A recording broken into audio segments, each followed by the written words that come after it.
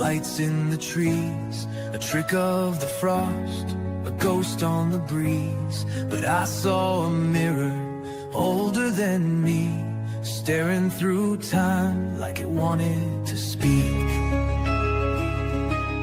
The forest went silent, the world held its breath. Something was watching beyond life and death. We stepped through the green, boots breaking the seal, not chasing a light, but something too real. I came back with salt on my skin, my mind split wide when the storm got in. They call it a test, but I know the deal. History blinks beneath the green veil.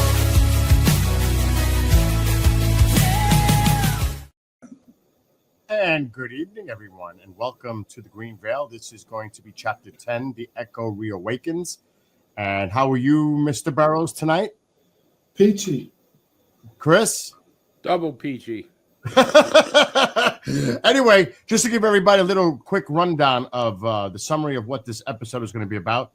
The signal returns, secrets long buried in shadows rise again as Jack Barrett, Dr. Voss, and Christopher Huntergreen face a Senate committee that demands answers. What was recovered? What was erased? And what happens when the truth refuses to stay hidden? So that's what we're about to all watch here. And any idea, Chris, where do you think we're going with this one? The Echo Reawakens? Well, I think the title really speaks for itself. I mean, they're talking about trying to close it down, and the frequency, I call it the frequency, echo, whatever, still wants to communicate or learn or absorb. So I think we're in this situation where they have to contain it and hide it in some respects from the public. I will say this before we even watch this. Is it that I don't necessarily think it reawakens. I think it's always there.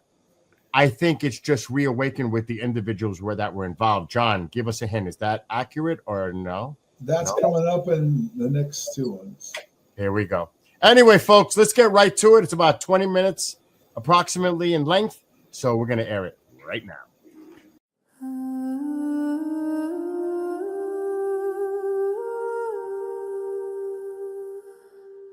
Washington, D.C., present day, Intelligence Oversight Committee, 08:59 hours. The hearing room was cold, even under the press of camera lights and whispers. A crimson seal of the United States Senate loomed behind the dais, but it was the air itself, tight with implication, that held the room hostage. Jack Barrett sat upright, hands folded, brow drawn. Across from him sat CIA analyst Christopher Huntergreen and Dr. Elias Voss, summoned again for further questioning. A senior senator adjusted his earpiece, leaned forward. "Mr. Barrett," he began, "for the record, how did you return? What equipment was used to retrieve you from the field after your disappearance?" Jack didn't blink. "The bubble wasn't just spatial," he said. "It was temporal.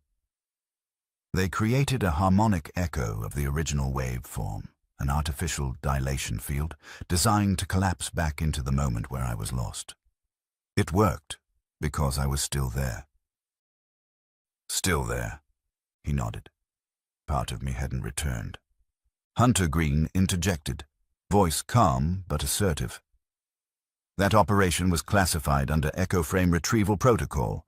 The Russian satellite was also recovered, not destroyed, as was previously assumed. Like Jack, it was pulled back into phase." The room fell quiet. Senator Aldridge narrowed his gaze. "Are you saying that a Soviet military asset, believed lost in 1980, is now in U.S. possession?" Voss leaned toward the mic. "Recovered. Interrogated. Deconstructed. Its guidance systems, its signal telemetry, showed signs of interaction with the same anomaly that affected Jack. And the 5-man team that witnessed his disappearance? the senator asked. They were debriefed separately, Voss confirmed. Each underwent memory mitigation protocols. Lieutenant Colonel Denning was later reassigned to intelligence operations, Huntergreen's directive. The others were reassigned. No public record. What of the Russian team sent to recover the satellite? They were detained, then repatriated under diplomatic pretense, Huntergreen said. Without disclosure, with deniability, Voss answered. And then the question that changed the room. How has this affected modern technology? Jack looked up.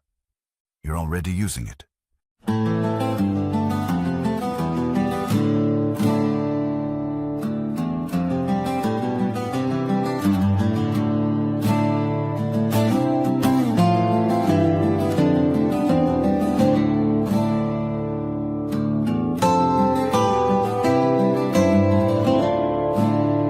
They said it was buried, sealed by command, a shadow erased by a trembling hand. A truth like a signal refuses to fade. It echoes in silence and choices we made. Inside the lie, a fracture grew. A voice remembered what Jack once knew. A world held hostage to echoes unheard, but the signal returned in every word. We are the static between what's true, caught in a war we never knew. He stood before them, eyes alight, a man reborn in spectral light. Memory torn, identity blurred, yet still he speaks, still he's heard.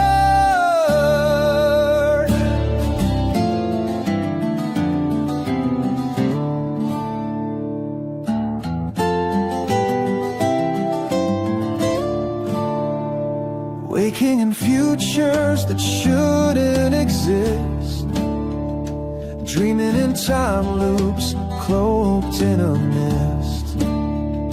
The veil was lifted, the frame undone. One was returned, two had begun. Congress leans in, shadows recoil, secrets unwind in a slow uncoil. The satellite wasn't lost to flame, it came back, whispering Jack's name. We are the static between what's true, caught in a war we never knew.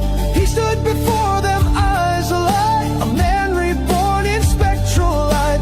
Memory torn, identity blurred, yet still he speaks, still he's heard.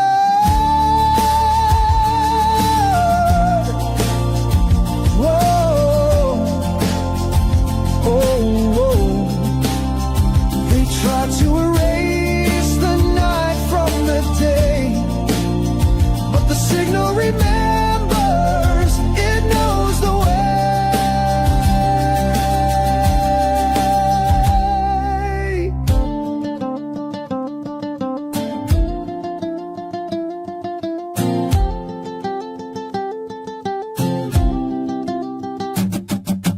We are the static between what's true, caught in a war we never knew.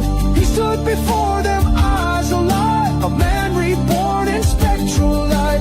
Memory torn, identity blurred, yet still he speaks, still he's heard. Still he's heard.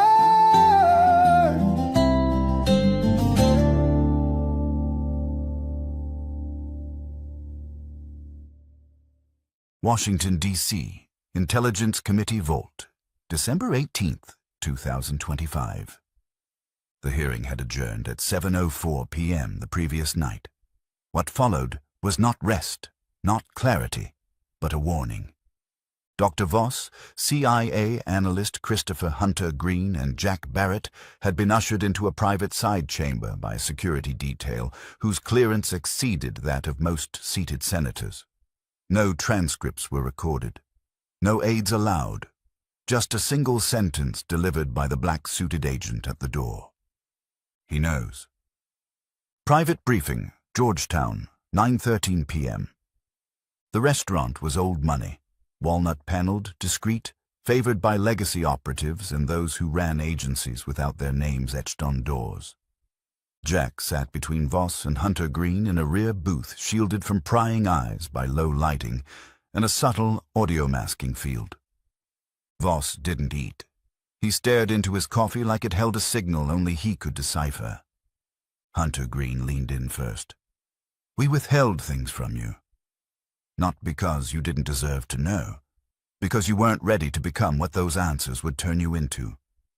Jack narrowed his eyes. "What am I becoming?" "An activation vector," Voss said quietly. "You and your son." Silence expanded. "You've both been exposed to the lattice. Leo before birth, through your altered DNA. You were changed, but he was born into the resonance." Jack pushed back from the table, shaking. "This isn't just about me anymore." "No," Huntergreen confirmed. "This is about EchoFrame." December 18th, 2025, 9:42 a.m. Jack Barrett stood in silence at the base of the Capitol steps. Day 4 was about to begin. Marble stretched above him, gleaming white beneath a crisp December sky. His attorney, a quiet presence beside him, adjusted his notes but didn't speak. They both knew what was about to unfold, the weight of decades, of buried operations, of memory wiped and restored. This wasn't just testimony. This was the reckoning. Jack's eyes lingered on the flag above, flapping against the wind like a signal from another timeline. The world believed they were chasing the unknown, but Jack knew the unknown was already inside. Senator Koenig's voice cut through the vault as the sealed doors hissed closed. "Mr. Barrett, you said yesterday you remembered everything. That memory had returned despite suppression." Jack nodded. The hearing chamber settled into silence as Jack Barrett returned to the microphone. Seated behind him were Dr. Elias Voss and CIA analyst Christopher Huntergreen, both now under congressional subpoena. Their faces were unreadable. The senators were not. The chairman leaned forward. "Mr. Barrett, please continue. Earlier testimony concluded with your retrieval and the operational consequences that followed." Jack inhaled slowly. "I'll speak plainly now." He placed a redacted folder on the desk. "This is the sequence log for Operation Echo Protocol, Night 3. But it didn't begin that night. It began before my first deployment, before the phenomenon chose me." Senator Tillman interjected. "You stated chose. Are you suggesting a level of agency?" "I'm stating it recognized something," Jack replied, "and it wanted that signal back. We'd like to know about January 7th, 1981, the event after the second encounter, what happened at Capel Green, and afterward." Jack looked to Voss. A subtle nod. He began. "I woke up gasping," Jack said. "But something wasn't right. I was still there. Part of me hadn't come back." The panel shifted uncomfortably. "They thought the phenomenon had closed, that the bubble collapsed, but it was still active, drawing in energy, drawing in memory." "What did you do?" asked Koenig. "I waited. Then I was summoned." A low-band transmission had pulsed from beneath Capel Green. A Russian SIGINT array caught it first. It carried a message on a Cold War protocol: long dead, EchoFrame, convergence unstable, presence incomplete. CIA handlers scrambled. NSA analysts demanded reconfirmation, but Jack had already moved. The signal pulled him back, and so did another. Sergeant B, now experiencing lucid flashes that weren't his. He didn't remember the night before, but he remembered the forest. Back in the classified chamber, Voss and Huntergreen disclosed the existence of Project EchoFrame to the senators. Not as a proposal, but as something that had been activated the moment Jack disappeared into the light. The Russian satellite, Voss expanded on his earlier testimony, was never destroyed. We thought it had been vaporized, but it was translated. Koenig blinked. Into what?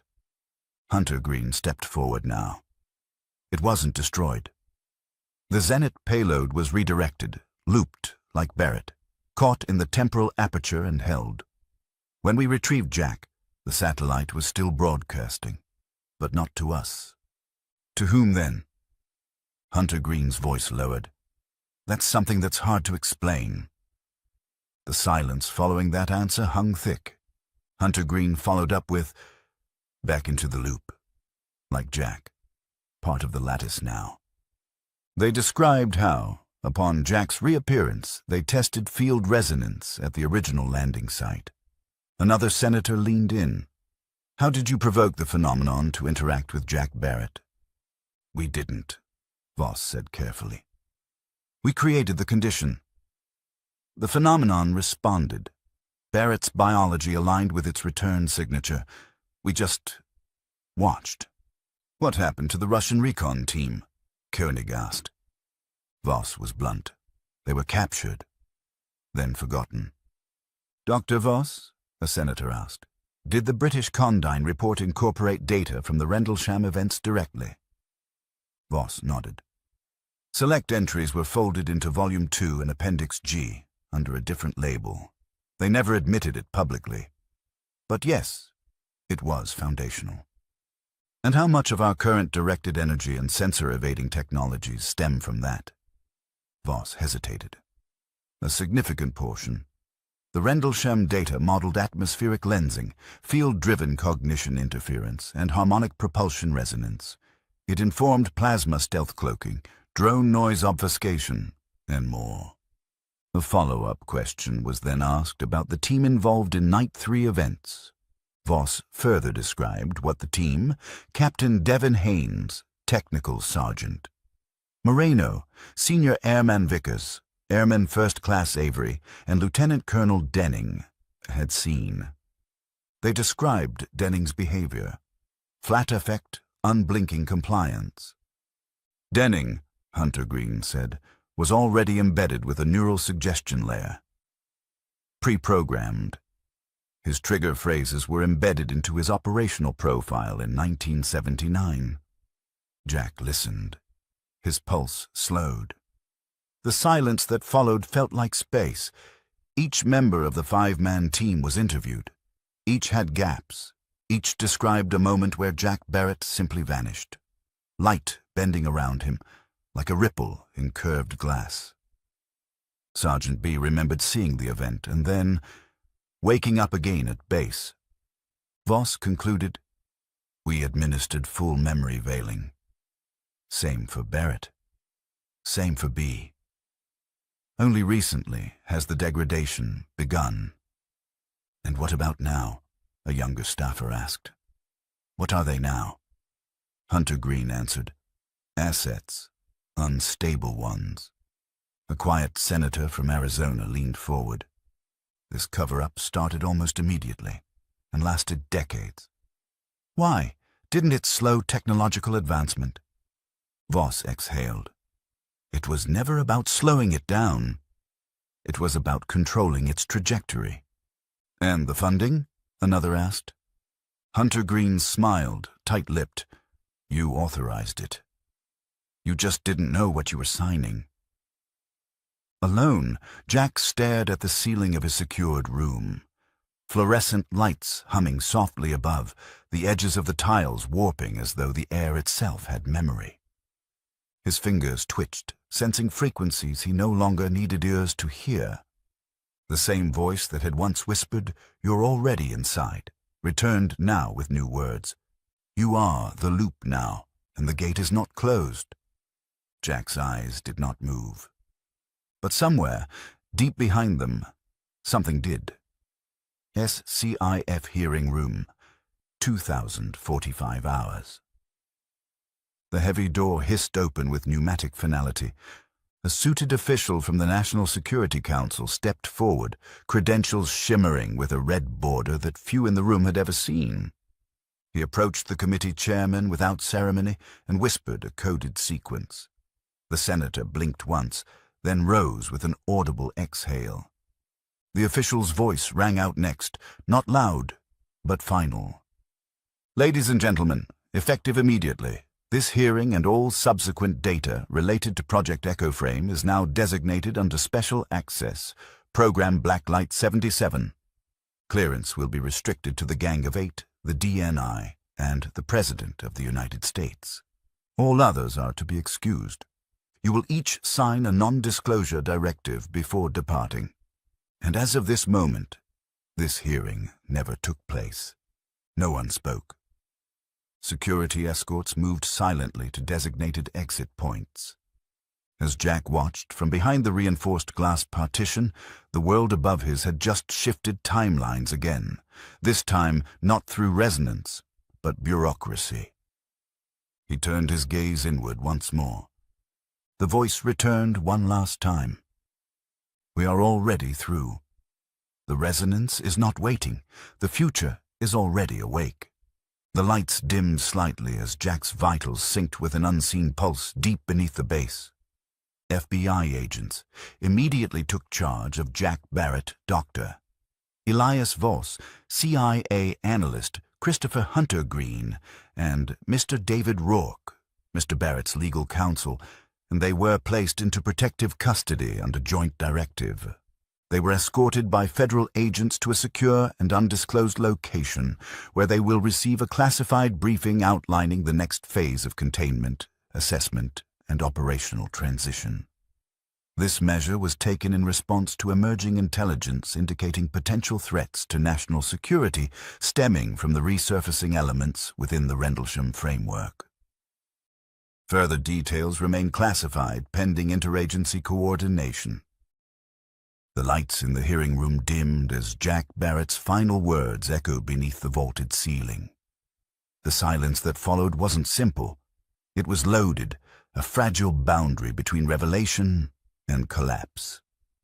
Across the world, listening stations lit up, atmospheric sensors recalibrated, and inside the Pentagon's deepest vaults, red folders were removed from temperature-sealed safes.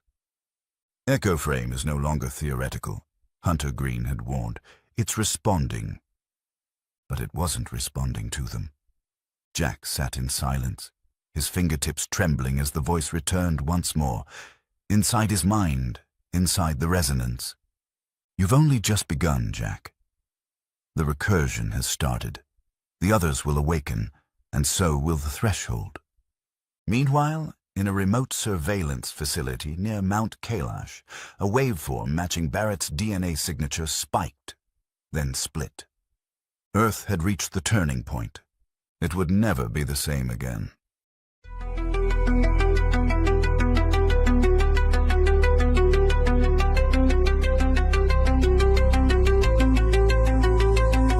Through the silence of time, I walked alone.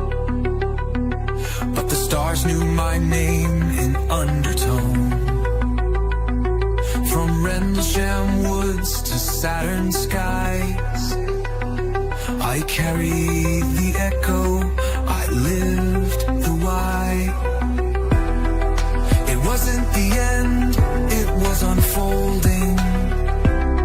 Not contact made, but truth beholding. Beyond the war, beyond the flame, we weren't just shadows, we became. All right, gentlemen. Now, John, of course, he's not going to tell us, Chris, anything about this. So I'm going to go right to you. My immediate response was, when I seen this, his son. Well, and the connection to his son, the DNA, what happened to him? That's the most curious thing. When they tell him, they says that his DNA has been altered. You know, the frequency or whatever has altered him. But then they tell him, and I thought that was so interesting, that they altered his DNA in a way that it's going to alter his son or affect his son. Now, during the whole thing, I don't remember a chapter where his son was mentioned. Was there, Bill? No, I don't recall that. No. Okay, so this all of a sudden pops up. Now, the question I have for John is, when this occurred, did John or Jack have a son? John, I mean, at that time, or are they talking about a future son? So you're talking about 1980? No, Jack did not have a son. He did not have a son until in the 90s. So then, basically, what they're telling him is that his son first, they're naming that he's going to have a son. Okay, in the future. So how do they know that? And then two, they're saying that his DNA will be altered well before Jack even has a son. So I found that extremely interesting. John? Okay. I'm not sure how to respond to that. Yeah, you're picking that up. It's coming. It's going to be explained as we go from chapter to chapter exactly how what happened to us in the forest affected us. How? I guess, John, what I'm asking you, and maybe you can't answer this, or it'll be answered in a chapter. How do they know that John or Jack was going to have a son? That's a good question. Yeah. I mean, if you're living the moment, obviously Jack had no idea he was, but somehow they actually did, and they actually could see the future. That's the only way you could put it. They had the ability to foresee what was coming. Did they tell Jack how his son's DNA was going to be altered, in what respects? Not yet. That comes up as we go along. Okay. Well, obviously, Jack Barrett's DNA was altered. Was Sergeant B's DNA altered as well? Yes. Yeah. Everybody's DNA was everybody. So any offspring could have the possibility, because if the parents' DNA has been altered, it's going to then be genetically handed down to any further generations if they have children. Am I reaching that conclusion properly, or? Yeah, that's very possible. Yes. Very possible. I guess, Chris, you know what? We're just going to have to wait like everybody else for the upcoming. Just see what happens. The one question is, Sergeant B mentioned that he was getting thoughts in his head. The frequency was speaking to him, telling him things. But I didn't see that Jack was having the same problems. After they returned, Sergeant B was saying he was still getting messages from the frequency, still getting signals, the whole bit. But was Jack getting the same thing, John? Jack, Sergeant B, and Jack's son all will have things that they will be required, and it will happen with what's going to happen next. All right, well, what about Jack? Jack? It'll all be explained exactly going forward, exactly how it affected them, what their mission is going forward with all this. Okay, quickly, because we have to wrap this up. I just want to add this final thought. It also has present time things that were going on at a hearing. Now, I think, if I recall correctly, it says that everybody's memories are now intact. They've regained all their memory. So is that accurate, John? That the memories, yes, are all flowing back, which would be real time this year. Everything is being activated right now as we speak, according to what you're watching. And guess what? It might actually be happening for real. Well, I'm sure we're going to find out more about that. You know what he's making the tie to, Chris? Atlas. Oh yeah, but like the one last final thing before we go, Echo Protocol. There's all of a sudden a stoppage of information. The briefing stops. The head of the briefing, the senator, is given a code name. He immediately shuts down this briefing, goes that it's a special access program. And it's only going to pertain to the president and the Gang of Eight. The question is this something that's nefarious in some respects, that they have to limit the intelligence on this, John? Short term, yes. It sounds like a total cover-up, if I ever heard it, to bury this and never to be seen by anyone. Actually, you're completely wrong about that. Really? Yep. It's just the short term, just short term.